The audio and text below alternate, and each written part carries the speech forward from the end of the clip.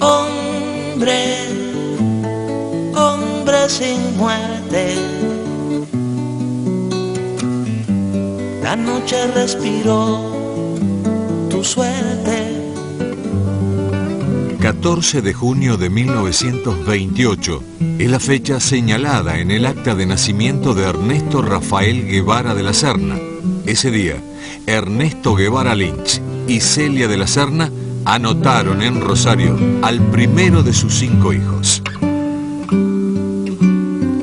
Ernesto, o Teté, como lo llamaban sus padres, vivió los 2 primeros años en Buenos Aires, hasta que el asma obligó a su familia a buscar en la localidad cordobesa de Altagracia un clima más propicio para su enfermedad.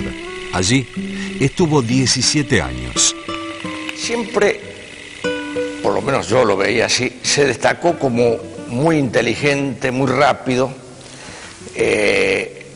un poco adelantado a su edad.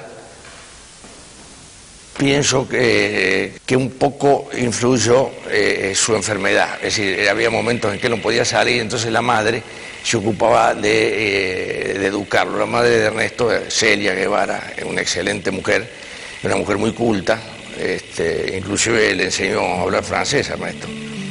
Ernesto hablaba casi correctamente bien francés, que la madre se había enseñado de chico.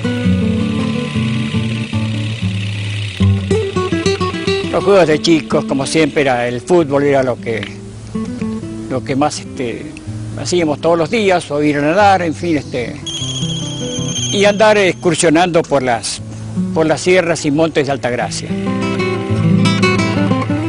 Además de su interés por los relatos de aventura, la filosofía y la literatura, Ernesto Guevara de la Serna se destacó jugando al rugby, deporte típico de la clase alta a la que pertenecía. Por Ernesto le gustaba era jugar y taclear, porque era un gran tacleador. Nadaba muy bien, boxeaba, fue jugador de rugby, hizo 20.000 deportes. Sus amigos lo recuerdan poco diestro para el baile, aunque siempre encontraba algún artilugio para agradar a las mujeres. Le gustaba ir a la conquista, sí.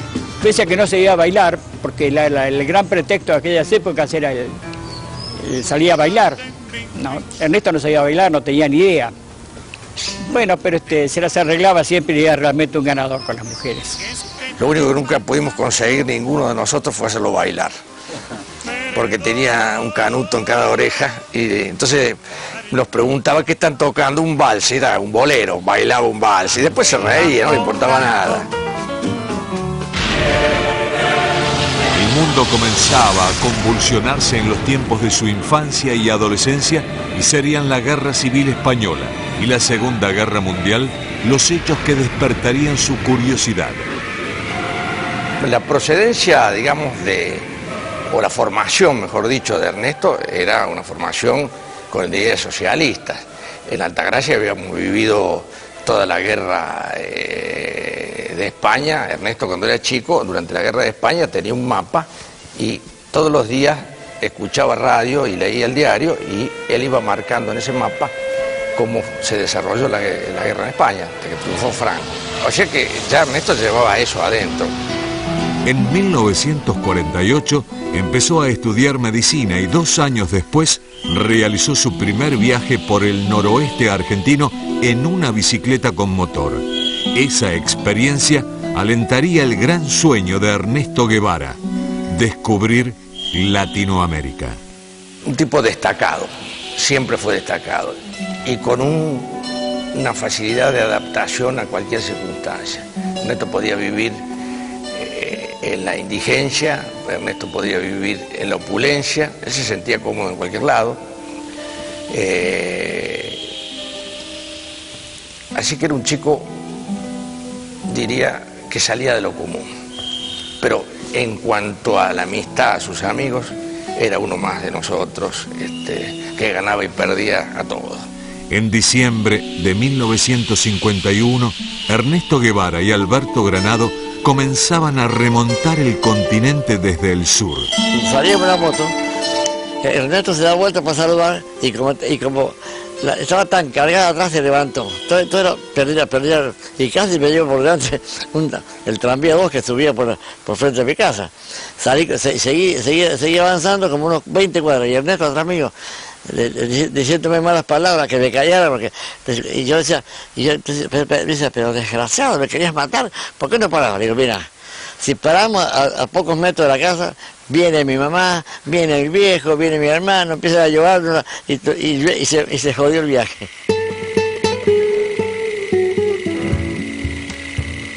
Remontar el continente desde el sur fue un sueño y un desafío. Un viaje que comenzaría a trazar el destino de Ernesto Guevara, que con el tiempo se convertiría en el Che. En diciembre de 1951, junto con Alberto Granado a bordo de la moto La Poderosa, se lanzó a descubrir Latinoamérica. Sabíamos muy poco de lo que creíamos que sabíamos.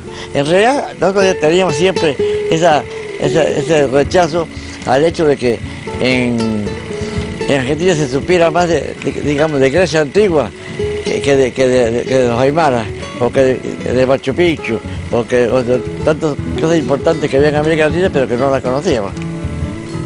Atrás había quedado Córdoba y se iniciaba una nueva etapa del viaje. En enero de 1952, los dos amigos partieron desde Buenos Aires con destino a la costa atlántica.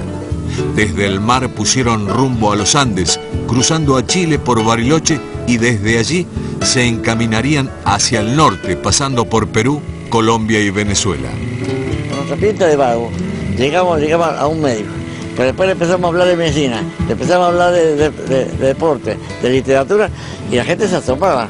Pero esa mente tuve a conversar, después se olvidaba de nosotros, mientras que la gente más humilde siempre quiere dormirse aquí, quieren tomar un poco de café con leche, así. Eso fue una cosa que me impactó mucho. A poco de andar, la moto detuvo su marcha y el camino comenzó a revelar el rostro oculto de Latinoamérica. ¿Ustedes dos? ¿Qué hacen aquí? Nada, estamos mirando. ¿Mirando qué, weón? Esto no es atracción turística. ¡Fuera! Oiga, ¿usted no se da cuenta que esta gente tiene sed? ¿Por qué no le da un poco de agua, carajo, ¡Hijo de puta! Veíamos que hasta se cambió hasta el temperamento del latinoamericano. En Chile nosotros estuvimos, en un campamento salitrero. La gente que estaba este lado de la alambrada, yo decía que se diferenciaba por 1 milímetro, ¿no? 1 milímetro más para acá. Ya eran de la compañía, no hablaban, tenían miedo de que los vieran, se sentían que los espiados. Mientras de otro lado estaba un chileno cualquiera que seguía siendo chileno. Ya ahí nosotros empezamos, yo y Ernesto, ya empezamos a darnos cuenta de que había muchas más cosas importantes que las que nosotros conocíamos. En el viaje, Ernesto Guevara iría demostrando sus conocimientos de la poesía cubana. Yo me doy vuelta y le digo, ¿te diste cuenta, Ernesto, que hemos recorrido casi 4.000 kilómetros, que todo el mundo nos ha ayudado, y que siempre el que nos ha ayudado son la gente humilde, la gente que tiene menos que dar, es la que más nos da? Y entonces Ernesto me dice, con los pobres de la tierra quiero yo mi suerte echar. El arroyo de la sierra me complace más que el mar.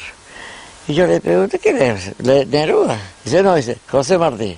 Y me dijo, fíjate qué cosa tan interesante. Sí, sí. Una cosa que para aquel tiempo, para nosotros, Cuba no existía. Cuba era el rey del mambo, pero más nada. Sus amigos iban conociendo los detalles del recorrido a través de las cartas que con regularidad enviaba a la Argentina. Cada carta que llegaba de Ernesto, que escribía siempre, Ernesto vivía, su diario era infaltable. Le mandaba cartas a la madre, así que íbamos todos a lo de Guevara, acá a la calle Arauz, ya viviendo en Buenos Aires, a ver qué contaban esto. Nos parecía un viaje fantástico, ¿no?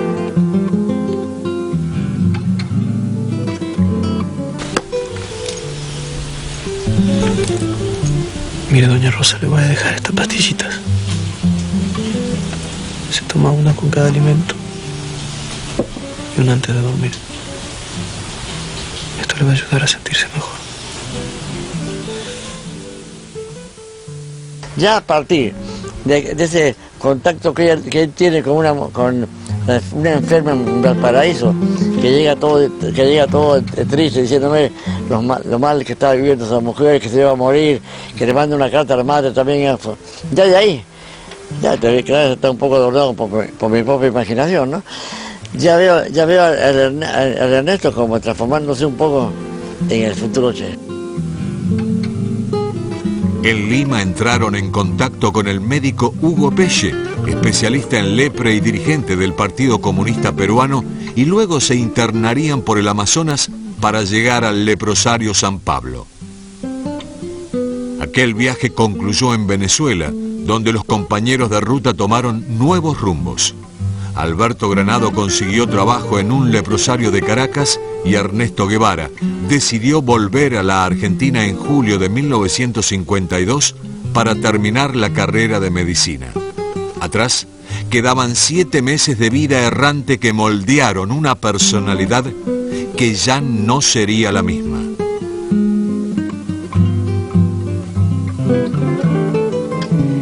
Un segundo viaje por Latinoamérica prometía nuevas revelaciones sobre un continente atravesado por las injusticias y sobre los modos de desterrarlas. Yo estaba embelesado con todos los cuentos que había escuchado, leído, que me habían contado del viaje. Entonces ya habíamos programado antes de hacer un viaje. Bueno, prepárate que dentro de un año nos vamos.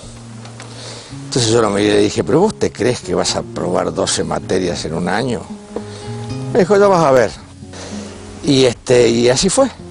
En un año dio las 12 materias que le faltaban y se recibió de médico, entonces me dijo, bueno, prepárate que nos vamos. Tras recibirse de médico en la Universidad de Buenos Aires, Ernesto Guevara partió en 1953 en tren junto con Carlos Calica Ferrer, otro de sus amigos de la infancia. Y con un compañero ya avesado que sabía cómo pasar hambre, cómo paliar el frío, no tener plata, estar optimista. El objetivo era llegar a Caracas, donde esperaba Alberto Granado, el copiloto del viaje anterior. La primera escala fue Bolivia. Ya había triunfado el movimiento nacionalista revolucionario y las principales fuentes de riqueza del país habían dejado de pertenecer a empresas extranjeras para pasar a manos del Estado. Nosotros llegamos a Bolivia en plena revolución del MNR, una revolución que era todo un adelanto político en América. Habían nacionalizado las minas, por ejemplo. De manera que nos sentimos muy consustanciados con todo eso. Tras pasar por Perú y Ecuador, Ernesto resolvió ir a Guatemala, seducido por el proceso revolucionario iniciado por Jacobo Arbenz, quien impulsó una reforma agraria que consistía en expropiar los latifundios improductivos para entregárselos a los pequeños agricultores. En realidad, él no iba para ninguna cosa especial, iba a vivir en un clima de libertad, en un país de América donde realmente había libertad. Los propósitos de Arbenz chocaron con los intereses de la empresa bananera estadounidense United Fruit y con la oposición de la Iglesia. La situación política era cada vez más crítica y el 18 de junio de 1954 Arbenz fue derrocado por un golpe de Estado iniciado desde Honduras y apoyado por la CIA. ¿Cuál fue la actuación de Guevara en Guatemala? En realidad él trató de poner todas sus fuerzas al servicio del gobierno de Arbenz, naturalmente sin ningún resultado. Ahí Ernesto ya confirma lo que ella sabía con respecto a lo que el estado en que estaba América y las cosas que estaban pasando, ¿no es cierto? A poco de llegar a Guatemala, Ernesto Guevara conoce a Hilda Gadea, una exiliada peruana dirigente del APRA que se transformaría en su primera esposa.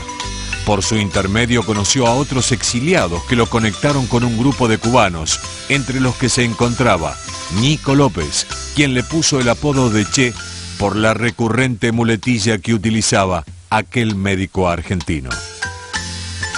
Tras la caída de Arbenz, el Che se trasladó a México donde se casa con Gadea y nace su primera hija.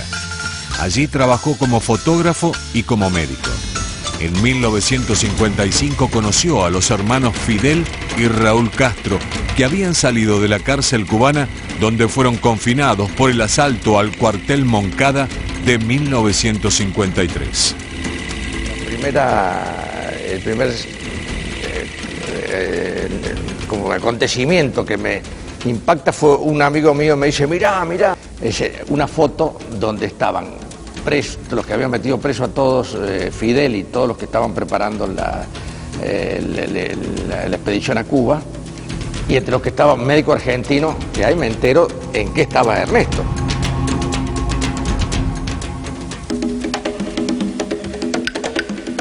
A mediados de la década del 50, México era un hervidero. Desde el exilio, Fidel Castro estableció contactos con otras fuerzas partidarias de la lucha armada. Un objetivo unificaba sectores de diversas ideologías: derrocar al dictador Fulgencio Batista. ¿Y qué lo llevó a plegarse al movimiento 26 de julio? En realidad, él siempre había sido un gran ferviente defensor de la libertad en todo sentido y un gran amante de un movimiento fomentador, de un movimiento panamericanista, de todas las naciones latinoamericanas sobre todo. Y seguramente con Fidel Castro se han entendido bien por esa misma causa, porque los dos tenían exactamente las mismas aspiraciones o los mismos propósitos. En diciembre de 1956, los hermanos Castro, junto al Che Guevara y a un grupo de guerrilleros, se embarcaron en el Granma con destino a Cuba. Eran 82 hombres que querían cambiar el destino de la isla. Para evitar patetismos pre-mortem, esta carta saldrá cuando las papas quemen de verdad. Y entonces sabrás que tu hijo, en un soleado país americano, se puteaba a sí mismo por no haber estudiado algo de cirugía para ayudar a un herido. Y la lucha será de espaldas a la pared, como en los himnos, hasta vencer o morir. Te besa de nuevo con todo el cariño de una despedida que se resiste a ser total. Tu hijo, el Che. Luchando contra el asma y contra el enemigo armado, el Che comenzó a desplegar su acción en Sierra Maestra, desde donde operó al frente de la Cuarta Columna. Habla Radio Rebelde. Aquí Sierra Maestra, el primer territorio libre de Cuba. Un pueblo que he decidido defender, conociendo solamente a través de la acción y del pensamiento de nuestro jefe Fidel Castro. La revolución triunfó en enero de 1959 y poco tiempo después el Che pasó a ocupar diferentes cargos en el nuevo gabinete, desde donde promovió la expropiación de los bienes de la aristocracia local y extranjera, la nacionalización de empresas, el trabajo voluntario y el desarrollo de la siderurgia para no depender exclusivamente de la producción de azúcar. Un militar cubano me dijo que Ernesto era un tipo muy exigente, muy riguroso. Y yo dije, ¿cómo has cambiado? Porque Ernesto no era así. En ese papel tuvo que ser Ernesto y se transformaba. Pese a que el Che ya era mundialmente conocido, nunca olvidó a su primer compañero de ruta. Dígale, bajo mi responsabilidad, que aquí está el petizo Granado. Inmediatamente salió, ¿no? Y me saco, así como era él, dice, ¿y qué dice el eximio profesor Granado? Y yo que le contesté, que lo conocía, no me iba a poder decir, le dije, bueno, aquí esperando que el invicto comandante Guevara lo reciba. Y al mismo nos dio un abrazo, y los 8 años se desapareció en el acto. Sus obligaciones de gobierno lo llevaron a Punta del Este, donde participó en la conferencia de la Organización de Estados Americanos, realizada en 1961.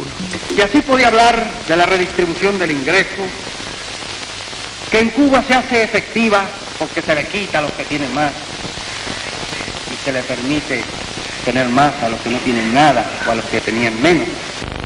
Por eso puedo predecir que la revolución cubana es invencible, porque tiene un pueblo y porque tiene un gobernante como el que gobierna Cuba. La visita al balneario uruguayo, además de ser el escenario para las reuniones con los presidentes de Argentina, Arturo Frondizi, y del Brasil, Jânio Quadros, permitió el reencuentro con los viejos amigos que habían quedado en Buenos Aires. Y nos vimos como toda la vida. Nos saludamos como nos saludábamos siempre. Yo le dije, ¿qué haces, huevonazo? Él me dijo, ¿qué haces, pelotudón? Él había tomado una tonada cubana terrible, ¿no? Decía, qué chico, no, dejate joder, habla como siempre. Y habló como siempre, recobró su acento porteño. Él me dijo, ¿querés que hable con un boludo porteño? Voy a hablar con un boludo porteño. Veníamos ahí caminando, llegamos a la playa y la gente lo rodeaba, Ernesto. Lo rodeaba y le pedía autógrafos. Yo le decía que parecía la foca de Mar del Plata. Si alguna vez Ernesto fue un poco corto o tímido, había perdido totalmente esa timidez. El Che consideraba que la revolución no podía agotarse en Cuba. Entonces, decidió viajar a Tanzania para apoyar a los rebeldes congoleños. El 3 de octubre de 1965, Fidel Castro comunicó la novedad al leer una carta de despedida ante el Congreso del Partido Comunista Cubano. Y llegó la hora de separarnos. Sépase que lo hago con una mezcla de alegría y dolor. Aquí dejo lo más puro de mis esperanzas de constructor y lo más querido entre mis seres queridos. En 1966 regresó a Cuba pensando en una nueva campaña por el sur. Bolivia era el destino señalado. Bueno, él me dice, bueno, yo acá en Cuba no me quedo. Yo ya cuando me incorporé a la columna de Fidel Castro, ya habíamos aclarado de entrada que yo, una vez que se consolidara la Revolución Cubana, me iba a luchar en otras partes del mundo. Antes de partir vio por última vez a sus 4 hijos, fruto de su segundo matrimonio, con Aleida March. En aquella ocasión se presentó sin identificarse y con sus facciones cambiadas, pero esa reunión quedó grabada en la memoria de su hija mayor. Me toma en sus brazos, pero de una manera que algo transmite, ¿ves? Yo sentí algo especial y estaba confundida porque me habían dicho que este hombre era un amigo de mi papá. Entonces cuando él se sienta con mi mamá a hablar, yo empiezo a darle vuelta a mi mamá, ¿no? Un secretico. Y cuando hablo con ella a plena voz le digo, mamá, yo creo que este hombre está enamorado de mí. Entonces fue tremendo porque él se emocionó mucho, porque realmente yo había podido sentir que este hombre que no sabía que era mi papá, me amaba de una forma especial, ¿no?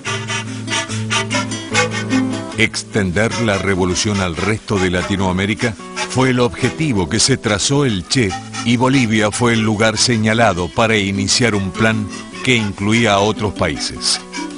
Él tenía la idea de establecer una base de operaciones en un país de América y desde allí irradiar un proceso revolucionario hacia todo el continente, ¿no es cierto? Era un concepto de hacer una revolución global, un ensayo de revolución continental. En 1966, Bolivia estaba gobernada por el general René Barrientos, que había llegado al poder 2 años antes al protagonizar un golpe de Estado y luego había revalidado sus títulos en las urnas. Las reformas sociales impulsadas por el Movimiento Nacional Revolucionario ya formaban parte de la historia. En ese contexto de opresión comenzó a actuar el Che al frente del Ejército de Liberación Nacional de Bolivia. Para la época, el movimiento rebelde despertaba simpatías en varios países, pero ni los Estados Unidos ni Barrientos estaban dispuestos a tolerar más revoluciones.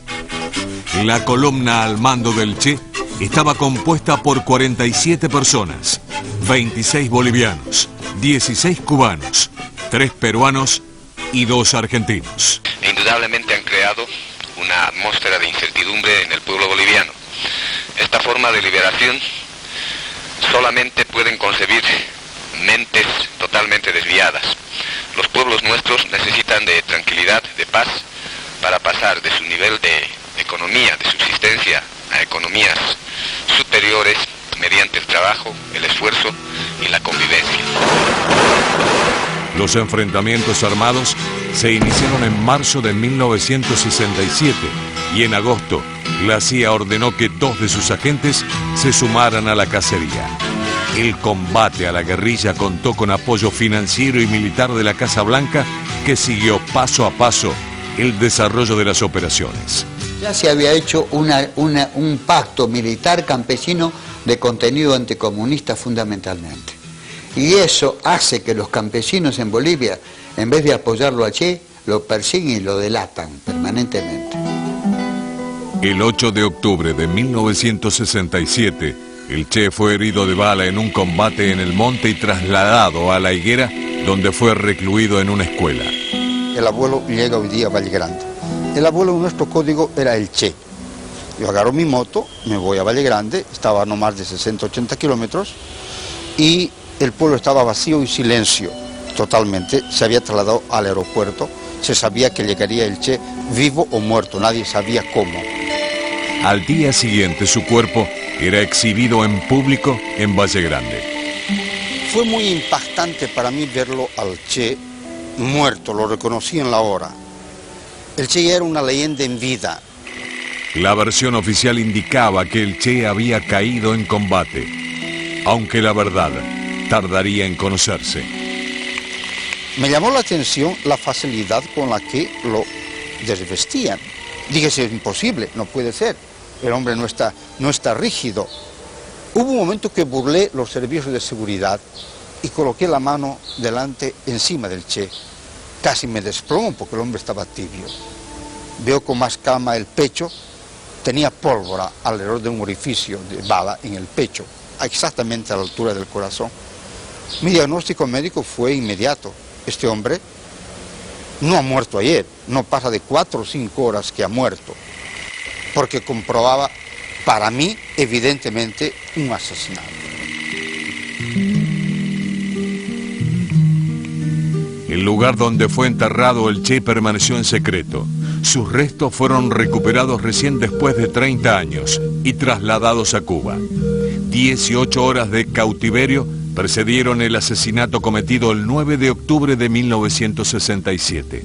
Aquel día, en una escuelita de La Higuera, las balas del sargento Mario Terán mataron a Ernesto Guevara de la Serna, pero no pudieron terminar con el Che. Para mí él resucitó el mismo día y la historia se encargó, a través de los años, mostrar la grandeza del hombre. Hoy en día para mí el Che está vivo, está resurrecto. La muerte fue una cosa para mí terrible, era mi amigo de toda la vida y realmente lo sentí terriblemente. Yo creo que poco a poco esta sociedad, que es la sociedad del no te metas, la sociedad y por algo lo metieron preso, ¿viste? Por algo habrá hecho, empieza a conocer a Ernesto. Bueno, yo voy a hacer todo lo que pueda para que esto ocurra. Cuando tú aprendes a amar a una persona, la amas tal y como es. Pero después aprendí también a respetar sus ideales, a defenderlos, y son míos también. Y en ese sentido creo que lo único que yo puedo reprochar es no haber tenido la edad suficiente para acompañarlo. Pero nada más, porque sabía que mi papá me amaba de una forma muy especial. Y eso queda siempre. Y entero y mutilado, furiosamente a besos te doy mi corazón, travieso, hombre, hombre sin muerte. La noche respiró tu suerte, hombre de buen destino,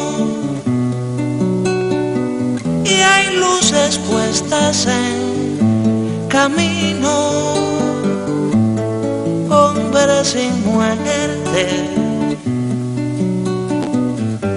La noche respiró tu suerte,